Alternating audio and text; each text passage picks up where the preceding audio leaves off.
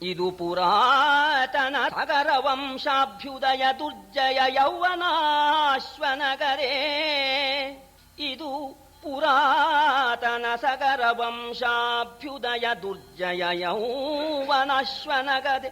ಕೃತಾಂತನ ಕರದ ದಂಡವನಂಡಲೆ ಬಲದ ಮದದಲೊಪ್ಪುವುದು ಎನುತ ಮಯನು ಅತಿ ಮುದದಿ ಬಳಿಕ ದೇವದತ್ತಾಖ್ಯದ ಮಹಾಶಂಖವನು ಪಾರ್ಥಗೆ ಕೊಟ್ಟು ಕೈ ಮುಗಿದ. ಇದು ಹಿಂದಿನ ಯುಗದ ಕೃತಯುಗದ ಈ ಸಗರ ವಂಶದಲ್ಲಿ ಪ್ರಖ್ಯಾತನಾಗಿರ್ತಕ್ಕಂಥ ಕಲಿ ಯೌವನಾಶ್ವ ಅಂತ ಅವ ಹಿಡಿಯತಕ್ಕಂಥ ಗದೆ. ಆಮೇಲೆ ಅವನು ಹೋದ ಮೇಲೆ ಈ ಗದೆ ಹಿಡಿಯೋದಕ್ಕೆ ಯಾರಿಗೂ ಯೋಗ್ಯತೆ ಇಲ್ಲದೇನೆ ಯಾವುದೋ ಬಿಂದು ಸರೋವರ ಅಂತ ಅಲ್ಲಿ ಹಾಕಿಬಿಟ್ಟಿದ್ರು. ನಿನಗೆ ಹಿಡಿಯೋಕೆ ಸರಿಯಾಗಿದೆ ಅಂತ ತಂದಿದ್ದೇನೆ. ಇದರ ಯೋಗ್ಯತೆ ಏನು ಅಂತಂದ್ರೆ ಯಮಧರ್ಮರಾಜ ಆ ಯಮದಂಡ ತಗೊಂಡು ಬಂದ್ರೆ ಇದು ಈ ಗದೆ ಆ ಯಮದಂಡವನ್ನು ಕೂಡ ನಾಶ ಮಾಡಿಬಿಡುತ್ತೆ ಅಂತ ಗರ್ವದಿಂದ ಕೂಡ್ಕೊಂಡಿದೆ. ತಾವು ಪರಾಮರ್ಶಿಸಬೇಕು. ಇದಕ್ಕೆ ಯೋಗ್ಯರು ನೀವೇ ಅಂತ ನೋಣ. ಖುಷಿಯಾಗಿ ಭೀಮನಿಗೆ ತಗೊಂಡ ಒಂದ್ಸಲ ಗದೆ ತಿರುಗಿಸಿದ. ಆಮೇಲೆ ಅರ್ಜುನಿಗೆ ಅದೇ ಸಂದರ್ಭದಲ್ಲಿ ದೇವದತ್ತ ಅಂತ ಒಂದು ಶಂಖ, ದಿವ್ಯ ಶಂಖ ಅನ್ನೋ ಶಂಖನ ಕೊಟ್ಬಿಟ್ಟು, ಮಹಾಸ್ವಾಮಿ ಬೇಡ ಅನ್ಬೇಡಿ, ಇದು ತಗೊಳ್ಳಿ, ಇದನ್ನು ನೀವು ಊದು ಬಿಟ್ರೆ ಆ ಶತ್ರುಗಳು ಇರ್ತಾರೆ ನೋಡಿ, ಅವ್ರಿಗೆ ಜ್ಞಾನ ತಪ್ಪಿಡುತ್ತೆ, ಅಲ್ಲೇ ಹಂಗೆ ಬಿದ್ದುಬಿಡ್ತಾರೆ. ಇದು ಅಂತಹದ್ದು, ಈ ಶಂಖವನ್ನು ತಗೋಬೇಕು ಅಂತ ಅರ್ಜುನಿಗೂ ಶಂಖವನ್ನು ಕೊಟ್ಟು ಕೈ ಮುಗಿದಿದ್ದಾನೆ. ಆ ಸಂದರ್ಭದಲ್ಲಿ ಧರ್ಮರಾಜ ಹೊಸಗೆ ಮೆರೆದುದು ಮಯ ನಮಿಗೆ ಮನ್ನಿಸಿದ ನವದಿಬನು ಅಂಗಚಿತ್ತದೊಳು ಅಸುರ ಕಿಂಕರನು ಅನಿಬರನು ಸನ್ಮಾನದಾನದಲ್ಲಿ ಒಸೆದು ಕಳುಹಿದ ನಾಯತನನು ಒಸೆದು ಕಳುಹಿದ ನಾತನನು ದೆಸೆ ದೆಸೆಯ ಯಾಚಕನಿಕರನು ಕಿತು ಮುಸುಕಿದೈ ಧರ್ಮ ಜನ ಕೀರ್ತಿಯ ಜಾಡಿಮು ಜಗವ. ಆಗ ಅವರಿಗೆಲ್ಲ ಉಡುಗೊರೆ ಕೊಟ್ಟು ಸಂತೋಷಪಡಿಸಿ ಅವರನ್ನೆಲ್ಲ ಕಳಿಸಿದ್ದಾನೆ. ಅವತ್ತಿಂದ ಉತ್ಸವ ಪ್ರಾರಂಭವಾಯಿತು. ಧರ್ಮರಾಜ ಬಂದಂಥ ಯಾಚಕರೆಲ್ಲರಿಗೂ ಕೂಡ ಅವರಿಗೆ ತೃಪ್ತಿ ಆಗುವಷ್ಟು ಧನಾದಿಗಳನ್ನು ಕೊಡ್ತಾ ಇದ್ದಾನೆ. ಧರ್ಮರಾಜನ ಕೀರ್ತಿ 3 ಲೋಕವನ್ನು ಕೂಡ ವ್ಯಾಪಿಸಿಬಿಡ್ತಂತೆ. ಇಂಥ ಸಭಾ ಮಂಟಪವಾದ ಮೇಲೆ ಅದರ ಪ್ರವೇಶ ಮಾಡಬೇಕಾದ್ರೆ ಯಾವಾಗಲೂ ಕೂಡ ಆ ಮನೆಗೆ ತಕ್ಕಂಥ ಆ ಗೃಹ ಪ್ರವೇಶ ಉತ್ಸವ ಮಾಡಬೇಕು. ಉತ್ಸವ ಪ್ರಾರಂಭವಾಯ್ತಂತೆ. ಸಾಮಾನ್ಯವಾದ ಮನೆಗೆ ಸಾಮಾನ್ಯವಾದ ಶಾಂತಿ ಪುಷ್ಟಿ ಆದ್ರೂ ಸಾಕು. ಮನೆ ಒಂದು ಲಕ್ಷಾಂತರ ರೂಪಾಯಿ ಮನೆ ಕಟ್ಸಿಬಿಡೋದು 15 ರೂಪಾಯಿ ಏನ್ರಿ ಗೃಹ ಪ್ರವೇಶಕ್ಕೆ ಏನು ಇಟ್ಟಿದ್ದೀರಿ, 15 ರೂಪಾಯಿನಲ್ಲಿ ಮಾಡಿಬಿಡಿ ಪುರೋಹಿತರೆ ಅಂತಲ್ಲ. ಇಂಥ ಸಭಾ ಮಂಟಪವಾದ ಮೇಲೆ ಇದಕ್ಕೆ ತಕ್ಕಾಗಿ ಇರಬೇಕು ಅಂತ ಹೇಳಿ 7 ದಿವಸ ಒಂದು ಉತ್ಸವ ಇಟ್ಟಿದ್ದಾನೆ. ಅಲ್ಲಿ ಹೋಮ ಹವನ ಎಲ್ಲ ನಡೀಬೇಕು. ಪ್ರತಿ ದಿವಸವೂ ಕೂಡ ದಿವಸ ದಿವಸದೊಳುಂಡು ದವನಿ ದಿವಿಜ ಸಂತತಿ 10,000 ದಿವಸ ದಿವಸದೊಳುಂಡು ದವನಿ ದಿವಿಜ ಸಂತತಿ 10,000 ಅವರನೇನೆಂದೆನಿಸುವೆನು ಮಾರ್ಗಣ ಮಹೋದಧಿಯ. ವಿವಿಧ ರತ್ನಾಭರಣ ಕಾಂಚನ ನವದು ಕೂಲದ ದಿಂಡಿನಲಿ ಬುಧನಿವಗದಣಿದುದು ಅನಂತ ಕೃಪಣಾನಾಥ ಜನ ಸಹಿತ ಕೂಡ 10,000 ಬ್ರಾಹ್ಮಣರಿಗೆ ಭೋಜನ, ಉಡುಗೊರೆ, ವಸ್ತ್ರ, ಆಭರಣ ಇದೆಲ್ಲ ಏರ್ಪಾಟಾಯ್ತಂತೆ. ತೃಪ್ತರಾಗಿ ಬಿಟ್ರಂತೆ. ಬಂದಂಥ ವಿದ್ವಾಂಸರುಗಳು, ಯಾಚಕರುಗಳು ಅವರೆಲ್ಲರನ್ನೂ ಕೂಡ ಸಂತೋಷಪಡಿಸಿದಾನಂತೆ. ತಗೊಂಡೋನು ತೃಪ್ತರಾಗಬೇಕು. ತೃಪ್ತರಾಗಿ ಬಿಟ್ರಂತೆ. ಈ ಧರ್ಮರಾಜ ಕೊಟ್ಟಂತ ಉಡುಗೊರೆಗಳು, ಬಂಗಾರ, ಬೆಳ್ಳಿ, ವಸ್ತ್ರಾದಿಗಳಿಂದ ಸಂತೋಷಪಟ್ಟಿದ್ದಾರೆ. ಮಾರ್ಗಣ ಮಹೋದಧಿಯ ಕೊಡೋರು ಸಿಕ್ಕಿದರೆ ಬೇಡೋರೇನು ಕಮ್ಮಿ ಏನು, ಧರ್ಮರಾಜ ಕೇಳಿದ್ ಕೊಡ್ತಾನಂತ ಅಂತ ನೋಣ. ಮಾರ್ಗಣ ಮಹೋದಧಿಯ, ಮಾರ್ಗಣ ಅಂದ್ರೆ ಯಾಚಕರು ಅಂತ. ಸಮುದ್ರದಂತೆ ಯಾಚಕರು ಬರೋಣ. ಅವರೆಲ್ಲರಿಗೂ ಕೂಡ ಸಂತೋಷವನ್ನ ಉಂಟು ಮಾಡಿದ್ದಾನೆ. ಆ ಮಹೋತ್ಸವವೇಳು ದಿನವಭಿರಾಮರಂಜಿತವಾಯಿತು. ಶುಭ ದಿನ ರಾಮಣೀಯಕ ಲಗ್ನದಲ್ಲಿ ಹೊಕ್ಕನು ಮಹಾಸಭೆಯ.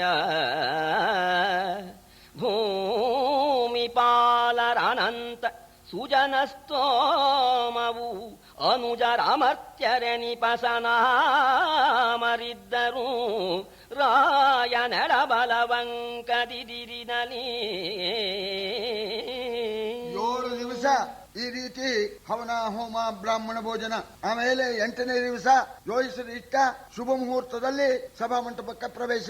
7 ದಿವಸ ಬರೀ ಊಟ ಉಪಚಾರ ಅಷ್ಟೇ ಅಲ್ಲ, ಅರ್ಜುನನಿಗೆ ಬೇಕಾದವರು ಆ ಗಂಧರ್ವ ಚಿತ್ರರಥ ಅಂತ ಇದ್ದ.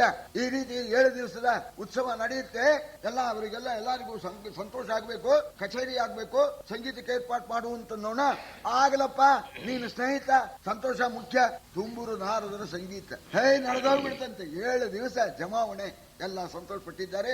8ನೇ ದಿವಸ ಜೋಯಿಸಲು ಇಟ್ಟ ಆ ಅಮೃತ ಸಿದ್ಧಿ ಯೋಗದ ಆ ಲಗ್ನ ಮುಹೂರ್ತದಲ್ಲಿ ಧರ್ಮರಾಜ ಸಭಾಮಂಟಪಕ್ಕೆ ಪ್ರವೇಶ ಮಾಡ್ತಾ ಇದ್ದಾನೆ. ಪ್ರವೇಶ ಮಾಡ್ತಕ್ಕಂತಹ ಕಾಲಕ್ಕೆ ಸಾವಂತ ರಾಜರುಗಳೆಲ್ಲ ಕೈ ಜೋಡಿಸಿಕೊಂಡು ಬರ್ತಾ ಇದ್ದಾರೆ. ಒಂದ್ ಕಡೆ ಭೀಮಾದಿಗಳೆಲ್ಲ ಅಣ್ಣನ ಜೊತೆಯಲ್ಲಿ ಬರ್ತಾ ಇದ್ದಾರೆ. ಧೌಮ್ಯಾದಿ ಆ ಋಷಿಗಳೆಲ್ಲ ಬರ್ತಾ ಇದ್ದಾರೆ. ಈ ವೈಭವದಿಂದ ಸಭಾಮಂಟಪವನ್ನ ಪ್ರವೇಶ ಮಾಡಿದ್ದಾನೆ ಧರ್ಮರಾಜ. ಆ ಮಹಾಸಭೆಯಲ್ಲಿ ಯುಧಿಷ್ಠಿರ ಭೂಮಿಪತಿ ದೂರದಲ್ಲಿ ಕಂಡನು. ತಾಮರಸದಳ ನಯನ ಸನ್ನಿಭ ಭಾವ ಭಾವಿತನ. ಹಾ ಮಹಾದೇವ, ಹಾ ಮಹಾದೇವ, ಎತ್ತನದು ಭೂತಧಾಮವಿದು ದಿನಮಣಿಯ ತೇಜಸ್ತೋಮ ಬೆರಡರ ಧಾತು ಎನ್ನುತ್ತ ಈಕ್ಷಿಸಿದರಾಯದೆಯ. ಯಾವಾಗ ಹೊಸ ಸಭಾ ಮಂಟಪ ಆಯ್ತಾ, ರಾಜಕಾರ್ಯವೆಲ್ಲ ಅಲ್ಲೇ ನಡಿಬೇಕಲ್ಲ. ಅಲ್ಲೇ ದರ್ಬಾರು ತಮ್ಮಂದಿರೊಡನೆ ಸಾಮಂತರಾಜರು ಪರಿವಾರದೊಡನೆ ಕೂತ್ಕೊಂಡಿದ್ದಾನೆ. ಕೂತ್ಕೊಂಡಂತಹ ಕಾಲಕ್ಕೆ ಆಕಾಶದಲ್ಲಿ ಒಂದು ತೇಜ ಪುಂಜ, ಸೂರ್ಯನ ತೇಜಸ್ಸಿನಿಗಿಂತ ಇಮ್ಮಡಿಯಾಗಿತ್ತಂತೆ ಒಂದು ತೇಜಸ್ಸು. ಅಲ್ಲಿ ನಾರದರು ಬರ್ತಾರೆ. ಅದಕ್ಕೆ ಇಲ್ಲಿ ನಾರದರು ಆ ತೇಜಸ್ಸಿಂದ ಕೂಡ್ಕೊಂಡಿದ್ದಾರೆ ಅಂತ ಹೇಳಿ, ನಾರದರು ಹೇಗಿದ್ದಾರೆ ಅಂದ್ರೆ ತಾಮರಸ ದಳನಯನ ಸನ್ನಿಭನ ಅಂತ, ನಾರಾಯಣನಿಗೆ ಸಮಾನರಾದವರು ಅಂತ ಆ ನಾರದರು ಬರ್ತಾ ಇದ್ದಾರೆ. ಇವರಿಗೆ ಮುಂಚೆ ನಾರದರು ಅಂತ ಗೊತ್ತಾಗಲಿಲ್ಲ. ತೇಜಸ್ಸಿನ ಒಂದು ಸಮೂಹ ಏನಿರಬಹುದು ಅಂತ ಎಲ್ಲ ಬೆರಗಾಗಿ ನೋಡ್ತಾ ಇದ್ದಾರೆ. ಇದೇನು ಕೆಳಗಿಳಿತಾ ಇದೆಯಲ್ಲ ಅಂತ. ಪ್ರಸಿದ್ಧ ಮೂರ್ಧ್ವಜ್ವಲನಂ ಹವಿರ್ಭುಜ. ಅಗ್ನಿ ಅಂತ ಹೇಳೋಣವೆ, ಅಗ್ನಿ ಅಲ್ಲ. ಅಗ್ನಿ ತೇಜಸ್ಸು ಮೇಲ್ಮುಖ. ನೀವು ಎಲ್ಲರೂ ಗುಂಡೀಲಿ ಹಿಡಿಯಲ್ಲ, ಹಿಂಗೆ ಮೇಲಕ್ಕೆ ಬರುತ್ತೆ. ಗತಂತಿರಿ ಸ್ಥಿರಶ್ಚೀನ ಮನೂರು ಸಾರಥೇಗೆ. ಸೂರ್ಯ ಅಡ್ಡಡ್ಡಾಗಿ ಹಿಂಗ್ ಹೋಗ್ತಾನೆ. ಅವನು ಕೆಳಗೂ ಹೋಗೋಲ್ಲ, ಮೇಲೂ ಹೋಗೋಲ್ಲ, ನಾವು ಅಡ್ಡ. ಸೂರ್ಯ ಹೋಗೋದು ಹಂಗಲ್ವೇ, ಕೆಳಗೆ ಬರ್ತಾ ಇದೆ. ಇದು ಯಾವ್ದು ಇರಬಹುದು? ಪತತ್ಯಧೋಧಾಮ ವಿಸಾರಿ ಸರ್ವತಃ ಕಿಮೇತದಿತ್ಯ ಕುಲಿತಂ ಜನೈಹಿ. ಇದೇನಿರಬಹುದು ಅಂತ ನೋಡ್ತಾ ಇದ್ದಾರೆ. ಹಾಗೆ ನೋಡ್ತಾ ಇದ್ರೆ ಸ್ವಲ್ಪ ಕೆಳಗೆ ತೇಜಸ್ಸು ಬಂತಲ್ಲ, ಆ ತೇಜಸ್ಸಿನ ಉಂಡೆ ಸ್ವಲ್ಪ ಓಡಕೊಂಡ್ಬಿಡ್ತದು. ಲಲಿತ ತೇಜ ಪುಂಜಮಿಗೆ ಥಳಥಳಿಸಿತು. ಅತಿ ದೂರದಲ್ಲಿ ಬೆಳಗಿನ ಗೊಳಸ ನುಡಿದಂತಾದುದು ಆಗಲೇ ತೋರಿತಾಕಾರ.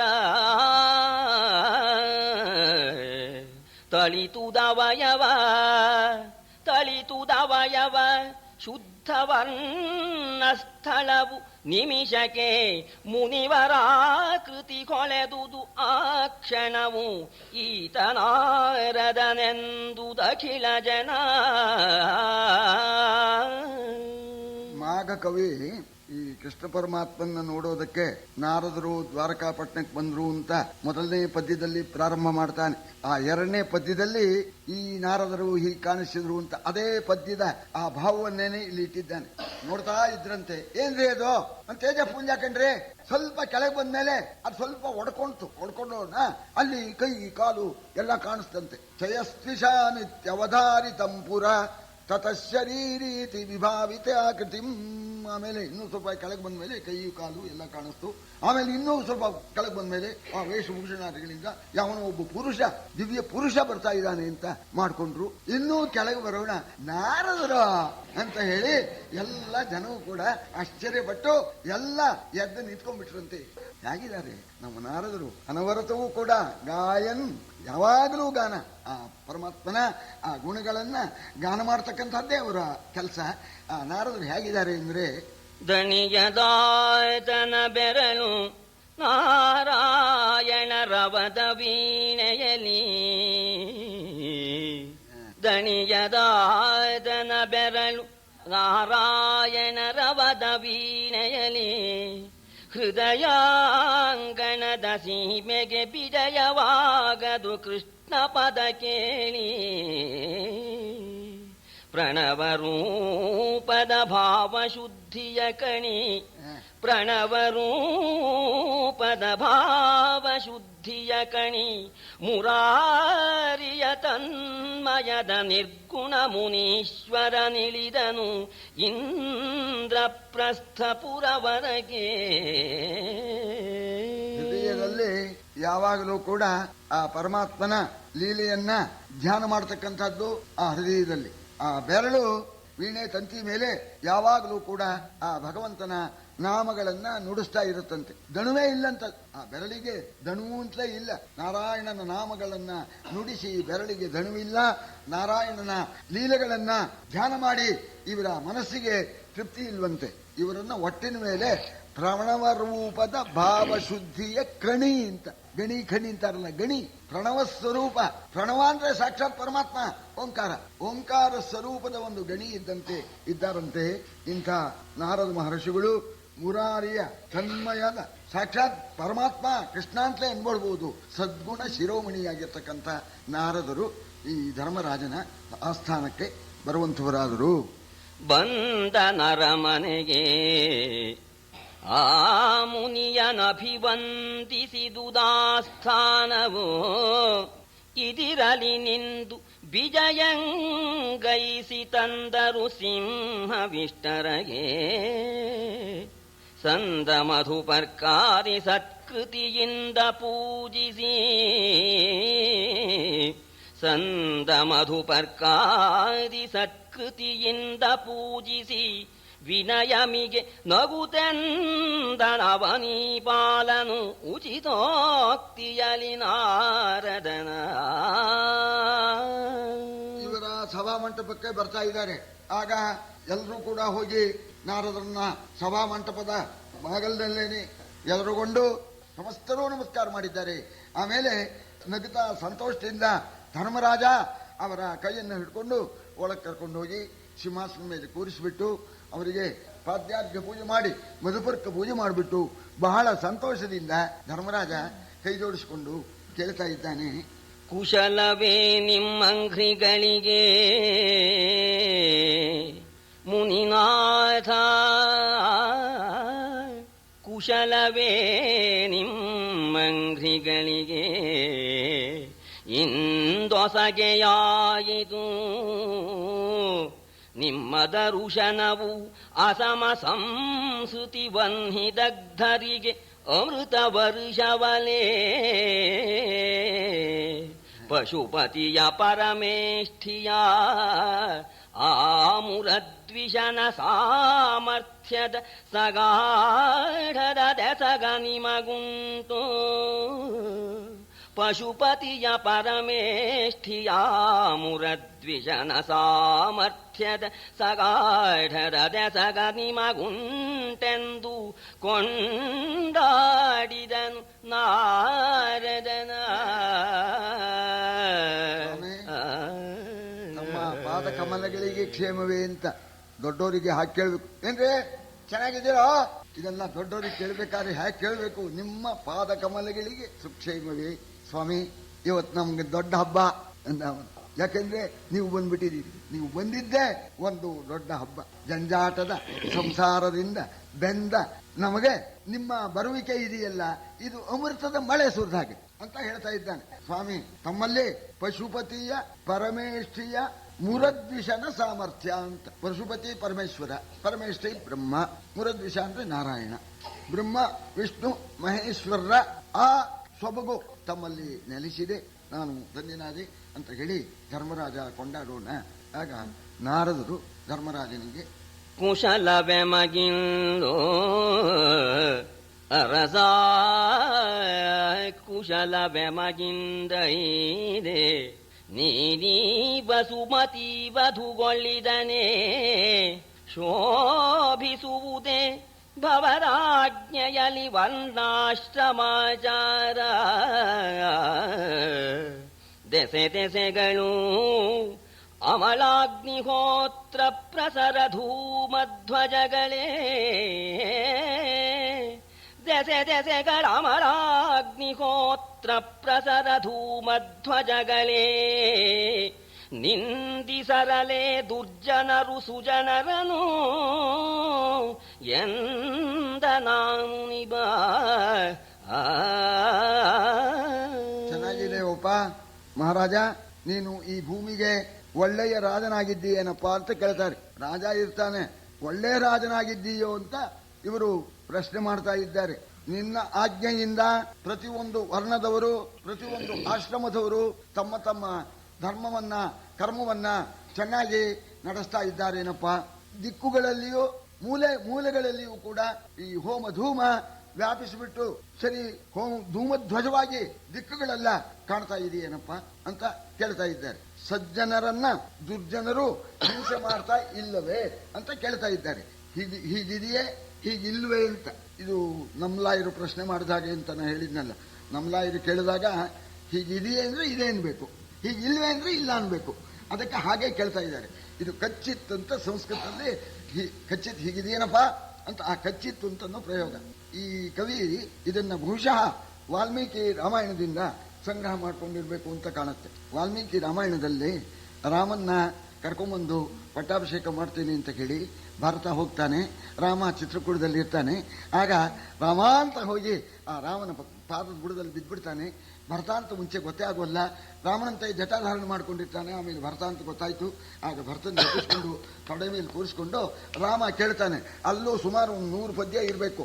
ರಾಜನೀತಿಯನ್ನ ರಾಮ ಭರತನಿಗೆ ಪ್ರಶ್ನೆ ಮೂಲಕವಾಗಿ ರಾಜನೀತಿನ ಉಪದೇಶ ಮಾಡ್ತಾನಲ್ಲಿ. ಪ್ರಶ್ನೆ ಮೂಲಕ ಅಂತಂದ್ರೆ ಏನಯ್ಯ, ರಾಜ್ಯದಲ್ಲಿ ಹೀಗೆ ಇದೆಯೇ, ಕೆಲಸ ಮಾಡ್ತಕ್ಕಂಥ ನೌಕರರಿಗೆ ಭತ್ಯ ಸಂಬಳ ಸರಿಯಾಗಿ ಸಂದಾಯವಾಗ್ತಾ ಇದೆಯೇ, ಇದೆಲ್ಲ ಪ್ರಶ್ನೆ.